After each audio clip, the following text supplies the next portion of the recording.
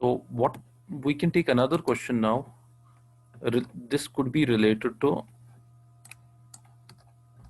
determining the slope of the. Now, for example, if we have a beam, now the slope, if this beam has got two ends, this is end A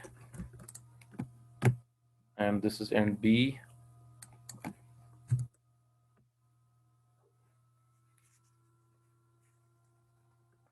Now, for example, both the ends are simply supported and we have, or let this end be a roller here, not hinge, it's a roller. They are simply supported, but the other end is a roller. Then in this case, if I have to determine the question given to me is if I have to determine the slope at end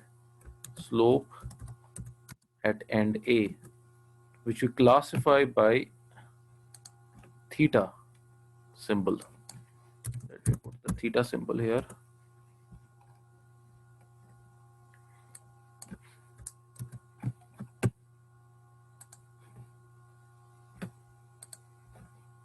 So here you have theta of A that you have to determine. Now what will be theta of A? How do we determine the theta of A? Again, we use the same method. First we determine the strain energy which is stored, and we already know that is m into this one, m by 2 ei by ds. We already know this. Square of m, it's square of m. It's not overall square, it's square of m. This is square of m here.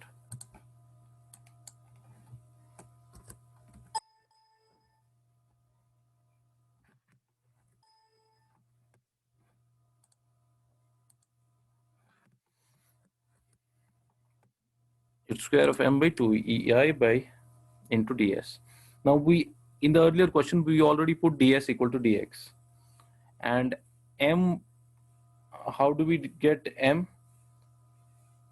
We got the value of m. Now what is the load here? First of all, the load, if it is, for example, it's not W load, but if it is moment. For example, there is a moment load here, M load here. Now what would be at any section X,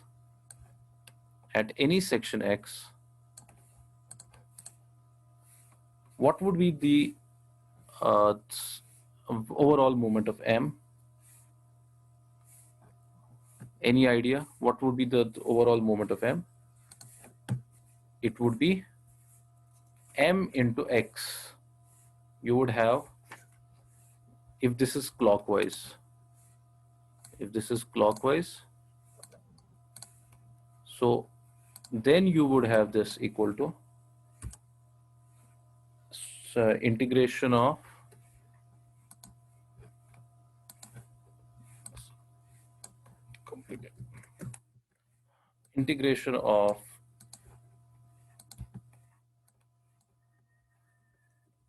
m into x का square. It will be square of m into x. So this is the load that's actually occurring, but divided by L. So the overall load, the overall moment at any section would be mx by L into, you have dx now, in replacing ds, divided by ei. Now, where is this occurring? This is at a distance of x from any end for here, this is the from the right end, the x is from the right end here. So you are actually getting the कैसे बनता है आपका moment profile आपका ऐसे बनेगा when there is a moment at this end. This is the moment profile that you are getting. So this value here is actually m. So at any distance x from this end, यहां से जब ये x distance पे है, thereby this value here is, what is L? L is the total length. This is total length is L. This is the total length. So at this point, you have, by similar triangles, you have mx by L. The value of moment at this point is mx by L. That's what I put in here. The value of m is mx by L here. Thereby you have, once you have this as square of mx by L into dx by ei. हाँ, एक और चीज है इसमें, this is from 0 to L, varying from 0 to L. Now the external work that is being done, is already we know it's half times what? Delta here. Anyone having any idea? It will be half times what?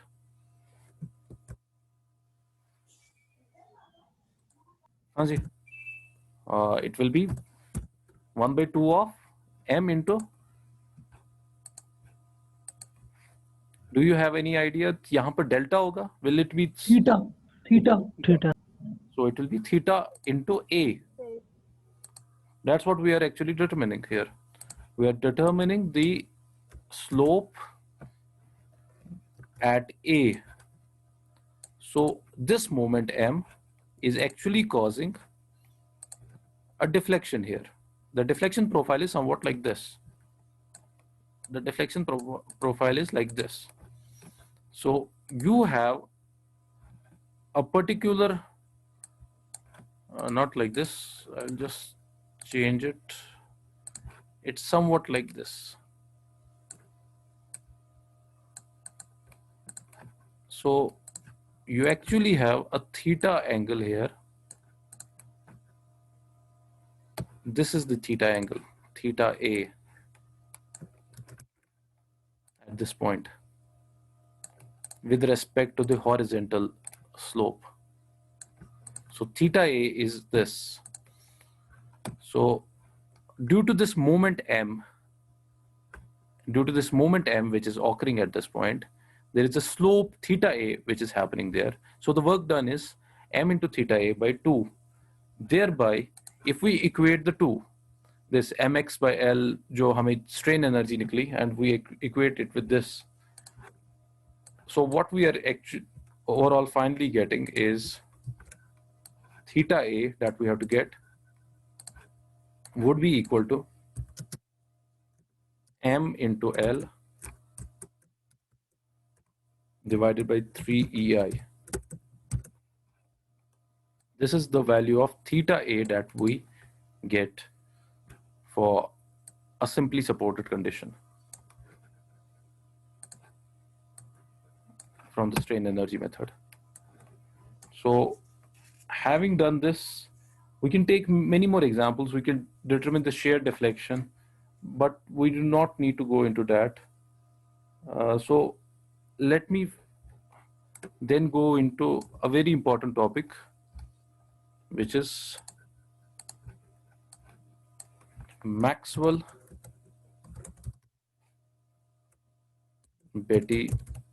reciprocal theorem.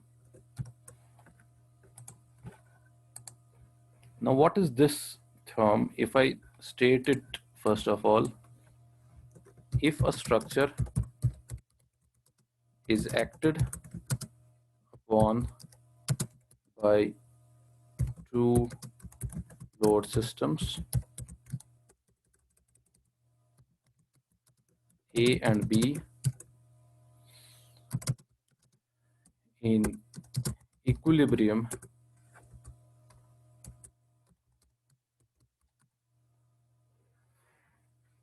now there is one important thing separately.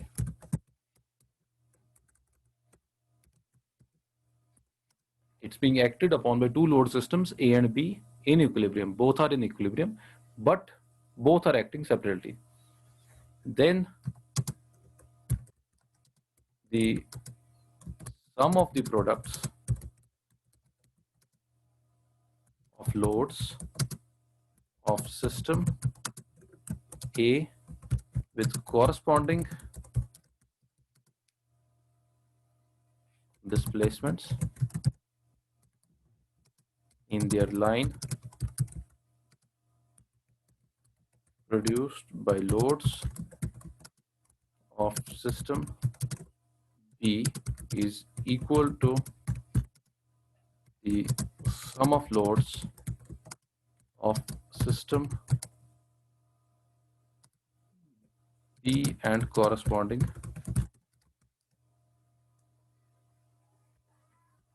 displacements in their line produced by the loads of system A. So how do we understand this?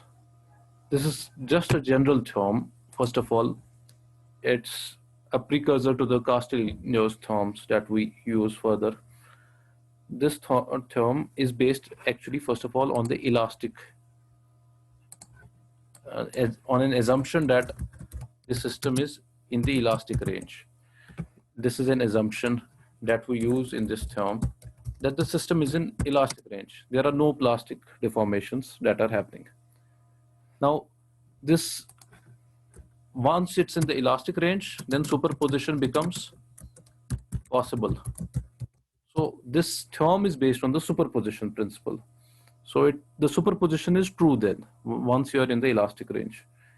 And to now, when there are many loads occurring, the loads could be forces, they could be moments, then there would be corresponding displacement.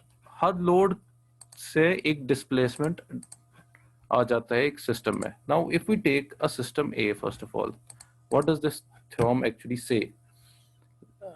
There is a system A.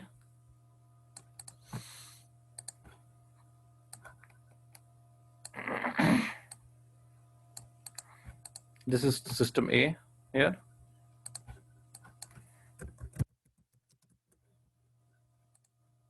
Now it has got two supports, one here, other here. It's simply supported. Now it's being acted by load P somewhere here, P1 somewhere here, and P2 somewhere here. You have P1 here, then you have P2 here. Now the corresponding if these points, if we classify these points, if this is point A, this is point B, this is point C, then there is any other point somewhere here D, and then you have point E. Now first of all, there will be reactions at the two ends. For example, this is R1A and this is R2E.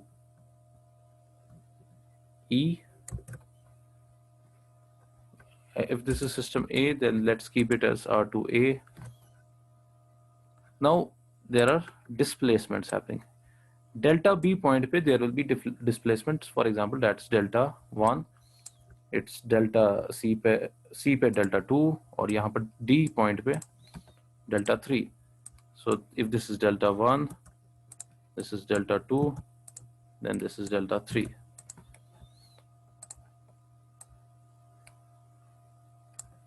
This is at this point, this is at this point, and this is at this point. So this is system 1 or system A. In system B, it's the same thing. Only thing that's changing is P1 is gone. जहाँ जहाँ पर load था, that's now gone, and the load is now acting actually at point D. So not P1, P2, now this is P3 somewhere here. There is a load acting here, P3 at this point. Now the displacements are different. Displacements will not be same. So this is delta 1, for example, dash. This is delta 2 dash. This is delta 3 dash. So displacement change होगी. And the reactions will also be changing. So this is R2. Now this is system B here. It's R2B. This is R2 R1B here. Then this is system